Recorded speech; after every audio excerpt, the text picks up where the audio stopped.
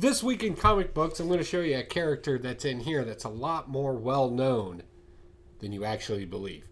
Also in Marvel, we got some Blood Hunt stuff going on, and in Independence, we've got us some unnecessary Thundercats story. I know I feel terrible for saying that, but luckily some other good stuff came out in Indy, so I'm going to talk about all that. But first, I got to hit you with a bumper, so you'll buy my coffee. Please check this out. Hey, what's going on, folks? This is your boy Pocan Joe to talk to you about Coffee Brand Coffee. We serve people that are tired of gimmicky advertising and branded companies that want to lecture you. At Coffee Brand Coffee, all we want to do is serve you freshly roasted coffee wherever you're at, whenever you want it. Consider Coffee Brand Coffee. Check us out, check our reviews out, and use promo code POCANJOE or the link down in the description to save yourself some money. Give me the opportunity to get you a delicious cup of coffee. Hey, what's going on, you wonderful weirdos? Welcome back for another week of comic book insanity as we run down this week's books. So with one DC in the slot this week, let's go ahead and run into it with Sinister Stunt. I'm going to go ahead and give up the ghost on this one. So here's the deal. And you're going to have to go down this rabbit hole with me because I went down this rabbit hole backwards, but I'm going to give it to you in order. Major Tom, the character originally appeared in a 1963 book known as The Man Who Fell from Earth. This is by Walter Phipps. It's a fantastic book. I highly recommend it. Then in 1976, it was made into a movie. Who was it? David Bowie. David Bowie starred in it. Remember that one? And then David Bowie took inspiration from the movie and wrote A Space Odyssey, which is Major Tom calling ground control. And then that particular song and that particular movie, eventually that character got put into Outsiders number 8, which is kind of, I don't want to say its first appearance. I'm pretty sure some other things have happened in between there, but it's probably the most noted. And that is our Major Tom and Sinister Sons. Hopefully I'm not wrong on this. If somebody just ask the writers if you see them at a Comic-Con if I'm right on this, please, because it's been racking my brains. Because it's not popping up as a first appearance or key appearance. It's not popping up anywhere. So I'm like, the character has to exist then. The books have been out long enough. Who is this guy? Plus, he's kind of dressed like an old school spaceman. So it just kind of makes sense to me. I don't know. Let me know what you think down in the comments down below. I'm pretty solid on this one, though. I don't know. But don't worry. We got more comic books as we jump into Marvel. We can argue about other stuff. So it's still smartest comic book out there. Fantastic Four. Number 21. Of course, I had to go with the Scotty Young because Scotty Young was there. My wife wants the Scotty Young covers. Which I'm going to talk about Scotty Young covers in a second. Let me review this book. Hold on. So what happens in this one, I didn't know this was a thing because I didn't read all the prelims of what books would be coming out. This is a tie-in to the Blood Hunt saga that we've been reviewing here on the show. It's amazing. I'm just picking them up by accident at this point. It's as crazy as that is. But this one was good, and I was very happy for the surprise as Mr. Fantastic and Alicia, who is the Thing's wife, Rock Dude's wife, and she's blind. Makes sense. Go to an art show and something kind of weird. I don't know if they were hinting at something. Keep your eyes open for this. I think we're hinting that maybe Reed Richards might be slightly on the spectrum because the way that he was describing that something's wrong with me because I just don't get the connection of art, right? He couldn't get that emotional connection to it. And then again, if you think about it, Reed Richards kind of has some emotional weirdness with everything around him. I don't know if they're hinting towards that. I've heard this argument before, like, it's just a painting, from like normies as well as people on the spectrum and even some people that just don't care. But I don't know, for Reed Richards to all of a sudden go down this route and see it as a problem all of a sudden, given the comic book lore behind him, I don't know. I don't know if they're going that route or not. That would be interesting. But anyway, so they're at this museum, and Reed Richards is not feeling the art, and Alicia, being an artist, of course, is touched and moved by all this.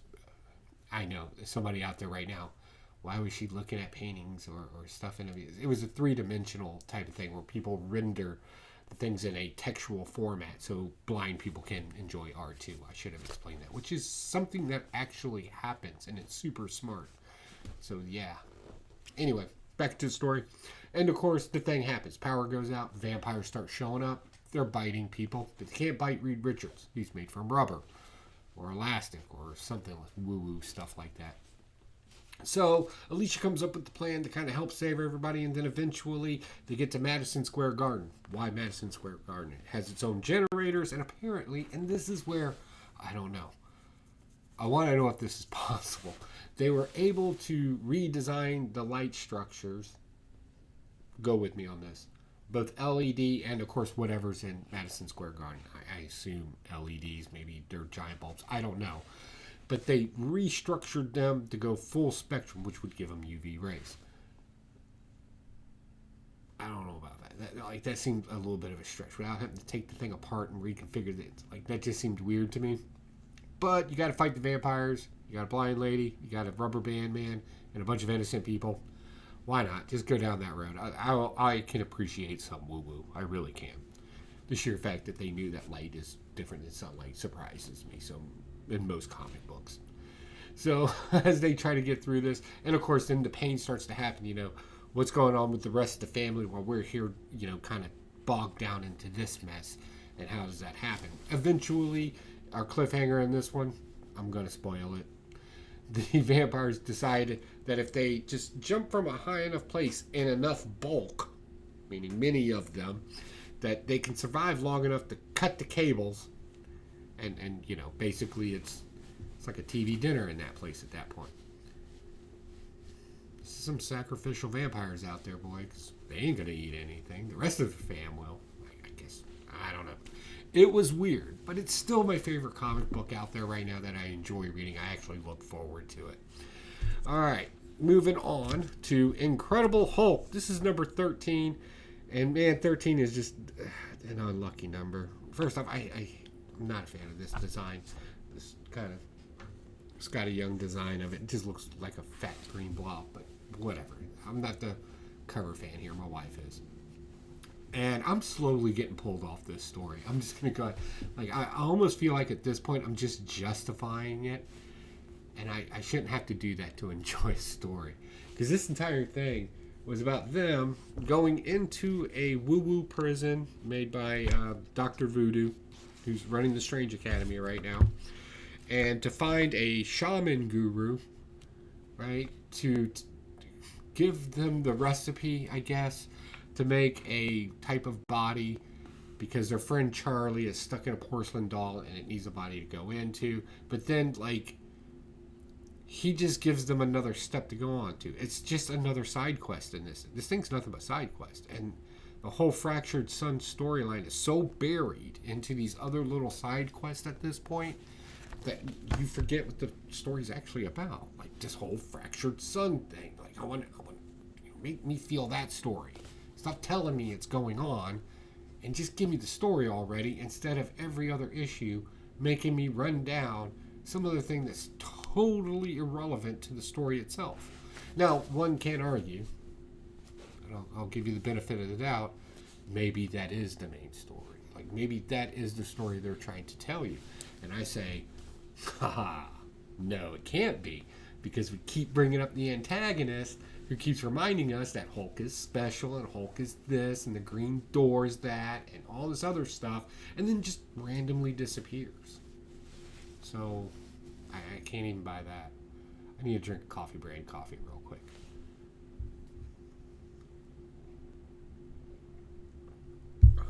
All right, so that's my rant on that.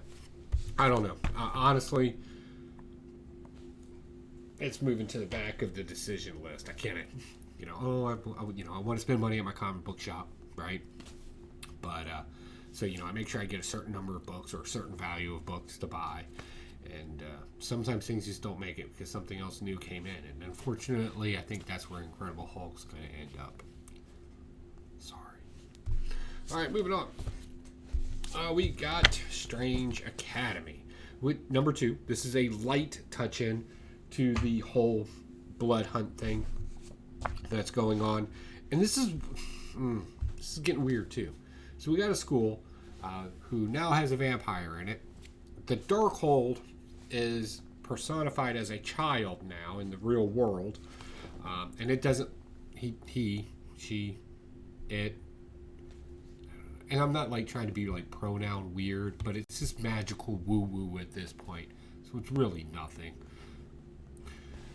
Right? It's a personified as a person, and it has a problem with vampires. So of course it's got to kill all the vampires. So all the kids go rallying around to save their little vampire friend who's been keeping it a secret that they're a vampire. And this is a not everybody's bad story, or not everybody of this is bad. They're vampires. Just plain and simple. Like, Blade's not even a good guy anymore. Is there a good guy? I guess Dracula.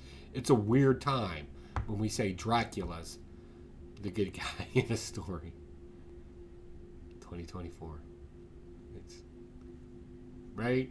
And I'm not bagging this story. Let me be clear on that. I enjoy this. I enjoy this story. Just for its, just it gives you the feeling of children and how they react and how, right? That my friend's important, what you believe is not, right? And to some degree, I can almost agree with that in some cases. So all in all, it's okay. For some reason, we're still doing things with Agatha Harkness. I don't know why we are, but for some reason. And of course, it doesn't matter. I'm not even going down that road. It's trash. But the rest of the story is solid. I like this. You know, protect your friends. You know, do good. You know, if somebody tries to do something to you and your people, that is your responsibility to react. I'm all about that. I'm okay with war. I'm just kind of okay with it. So, all in all, enjoyable read. All right, on to the main title. Yep, that's right, Blood Hunt. Notice I didn't get all the tie-ins. I said I wasn't going to get all the tie-ins. Luckily, they have so many tie-ins, it's almost impossible to get them all. But there you go. Blood Hunt number 3. Great cover.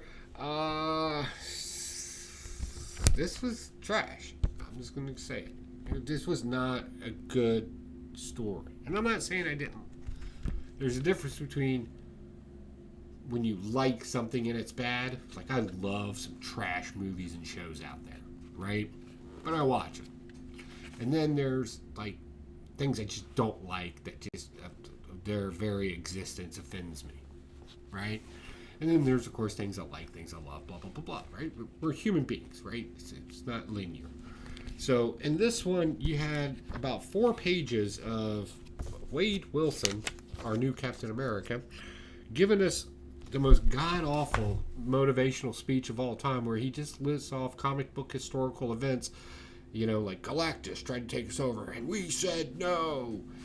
And, you know, the Krill came to take us over, and we said no. Like 4 pages of that. And I was just like, this is the worst motivational speech I have ever heard. Now, I am personally, I'm not one to be affected by an emotional, motivational speech. I work more on the opposite end of it, where you insult me enough, I'll probably move into action. Military life. I just want you to know that your best insult to me was a compliment in the Army. Just throwing that out there. But for the most part, like, I get where they're going with it, and it's so great, right?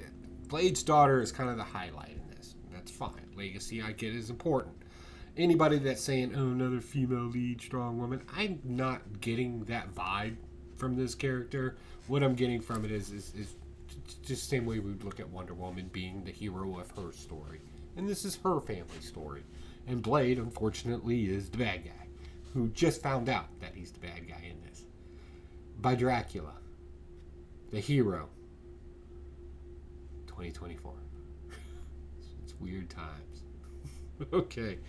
So, yeah, other than that, I would consider this an in-between issue. We've talked about in-between issues where we just kind of dump a bunch of information, or we just need to clean up some loose ends so we can get to the big battle. That's what this is. Cool cover, though. Miles Morales. Not as big as a point in the story as you thought it would have been. It was just like Doctor Strange waved his hand and said a spell, and he was like, came to his senses. All right, let's move into Independence. Guys, I've had a great time with Independence this week. Transformers, boom. I'm just going to say it. This is it. This is your pick of the week. Pow, pow, right? Just, it's great. In this one, we get one of my favorite Transformers ever, Beachcomber. I know that sounds like you couldn't pick a more random Transformer out there, but I'll never forget that design of the toy of him. That was just great. Great times. But and that's what the story does very well. It brings up these characters that you not only you can relate to the toy, you can relate to them in the cartoon, maybe in the cartoon movie, maybe even the movies, and then now and back into the comic book. And it gives you just enough of an origin to bring new people in at the same time. And it is consistently hitting on those aspects of the story. In this one, we get Soundwave. You remember Soundwave? The other Transformer that can turn into a laser. Pew pew. Right? That was pretty cool. He's in here, but I like him in this one. This one, he's not like the robotic guy or robot. He wasn't the robotic robot. That's not a good way to describe this. He was very machined, right? In the movies and in the cartoons. In this one, we're actually seeing an extremely sadistic character in here that wants to run experiments on not only humans, but Autobots as well. And apparently that's devastating in here because he's done some horrible, horrible things in the past. Giving him a backstory like that, making him just a little bit more sinister, I think really, one, it would be the update that we would want to see in a comic book like this. So that's just fantastic. Aces.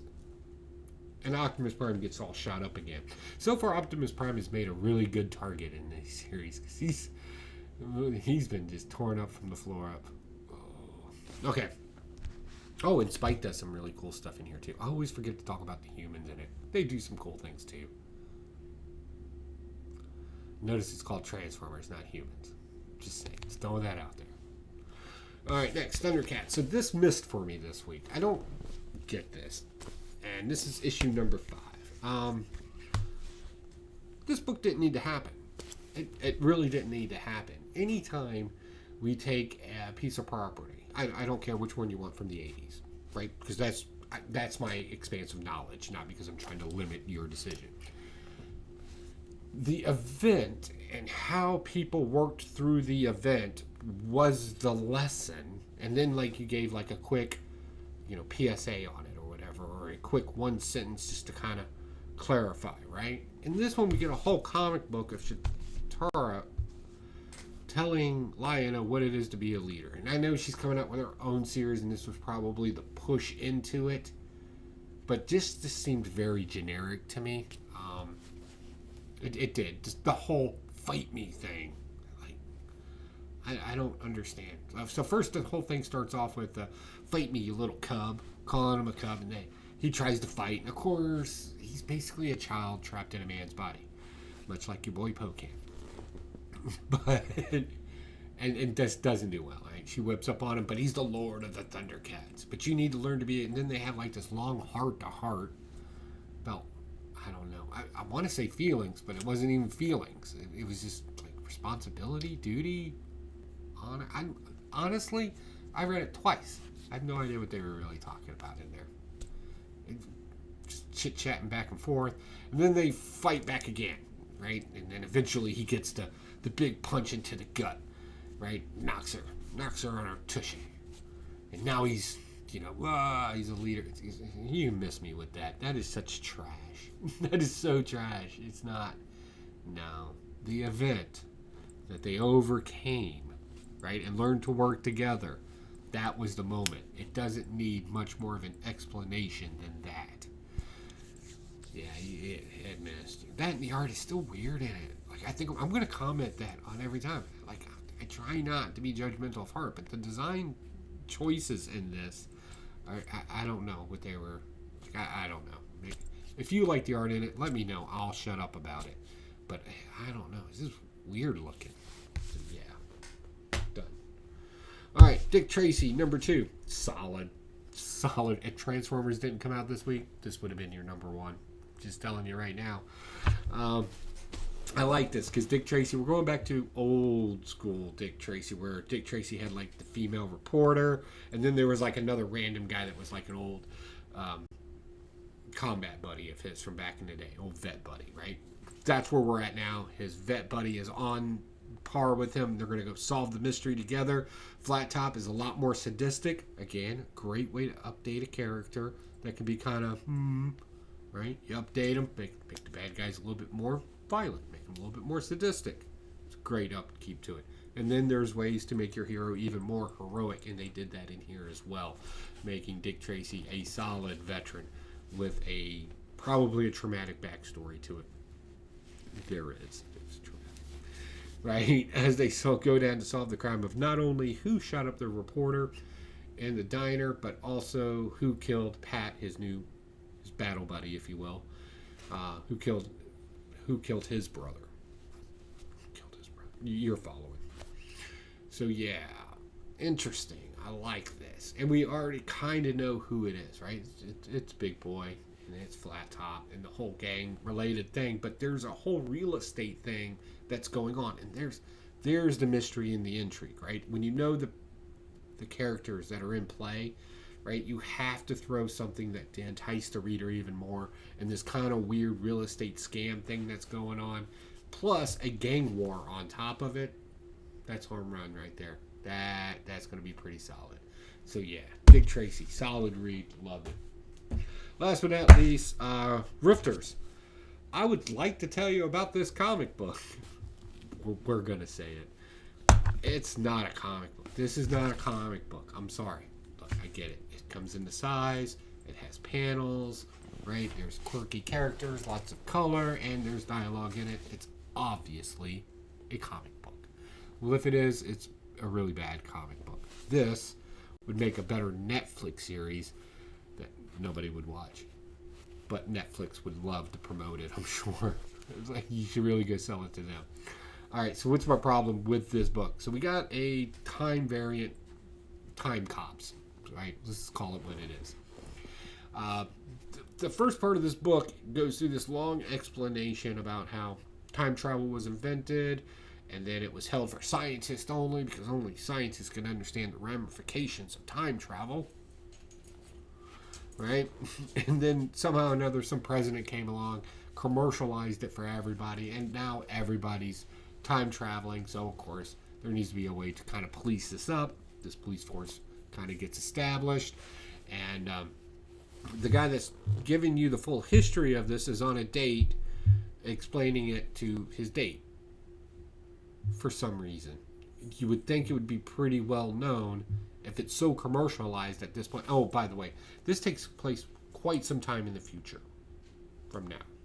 Okay, so obviously there's been years like I know, you can go down and get the little bump up from Apple and boop, right off into Jurassic Park land, whatever. So I mean, other than it being for our benefit, right? But this was a good reason to show that this person was on a date. Is all it really was. And then they get a call about, some hooligans out trying to buy some bootleg hooch from the Prohibition era, right? And of course it's a whole barrel. I think it's for like $20. They're like, keep 100, blah. First off, that money wouldn't look the same unless you had money from that time era, right? All the jokes in here, like, they kept trying to be relevant with the jokes. The problem with that is that our space agency's in the future, right? So common things that we would use today wouldn't hit in the future. Think they would all be seen as ancient jokes, like me telling a knock-knock joke on here. And nobody would laugh. You'd probably roll your eyes in the back of your head. Like, there was a joke about Mario Brothers. It's like, because a guy jumped over a barrel, and it was like, okay. Like, it just was not funny. And it tried so hard. Like, every other panel was some snarky little ha-ha moment, and it just didn't land. So, yeah. I don't want to beat it up too bad. I will say this, though. I'm not kidding when I say this felt like something that should be on Netflix or one of the streaming channels. Amazon can get away with this. I don't know if it would really work on Hulu. Probably not. But I could see where your audience that you're trying to get to would probably watch it on there. That, and it does have some cool art in it. I do like this kind of weird Yeah, over stylized art. That was a bad example. There we go.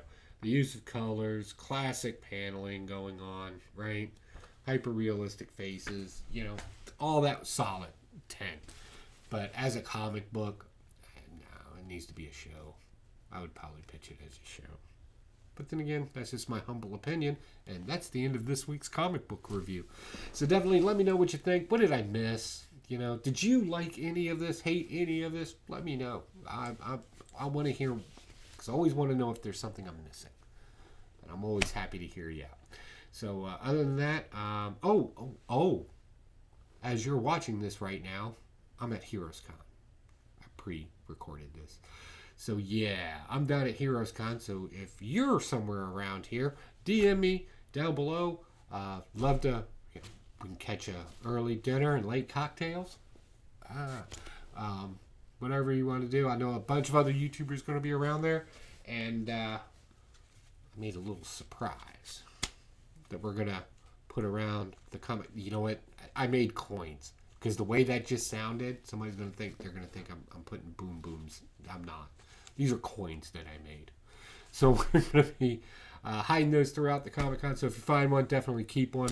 It's for you guys out there. And to have a little fun while you're at the con.